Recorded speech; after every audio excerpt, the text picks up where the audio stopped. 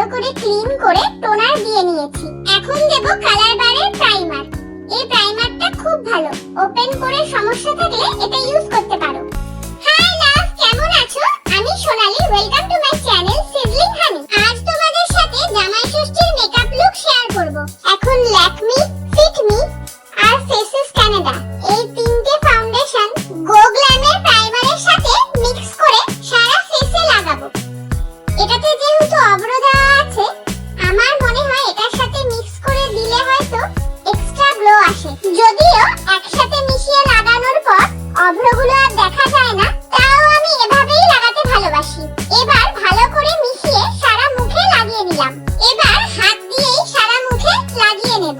এক্সেসটুকুনি গলায় লাগিয়ে দিলাম। তারপর ব্লেন্ডার দিয়ে ভালো করে ব্লেন্ড করে নেব, যাতে এক্সেস ফাউন্ডেশন গুলো সব জায়গায় ভালো করে স্প্রেড হয়ে যায়। এবার হালকা করে ব্লাশ। এটা আমি ব্রাশ থেকে হাত দিয়ে দিতেই বেশি স্বাচ্ছন্দ্য বোধ করি। এবার মেকআপটা সেট করার পালা। তাই ল্যাকমি লুজ পাউডার সারা মুখে ভালোভাবে দিয়ে মেকআপটা সেট করে নিলাম। এবার হালকা একটু কাজল দিয়ে ভুরুটা রিফাইন করে নিলাম। আমি এখন জুডিওর কপার কালারের আইশ্যাডো ইউজ করব। এটাও আমি হাত দিয়েই ব্লেন্ড করব, কারণ এটাও আমি ব্রাশ দিয়ে ঠিকঠাক ব্লেন্ড করতে পারি না। এবার আইলাইনার, লোয়ার ওয়াটার লাইনেও হালকা করে কাজল দিয়ে নিলাম।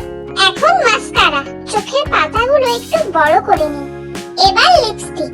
আজ ভেবেছি হালকা রেডিশ নিউড শেডের লিপস্টিক লাগাবো। তাই ফার্স্টে জুডিও থেকে কেনা একটা ব্রাউন কালারের লিপস্টিক লাগিয়ে নিলাম। তার উপর দিয়ে মাই গ্ল্যামের রেড লিপস্টিক দিলাম। মেকআপ ডান, হয়ে গেল রেডিশ নিউড। এবার দেখা হচ্ছে শাড়ি পরে।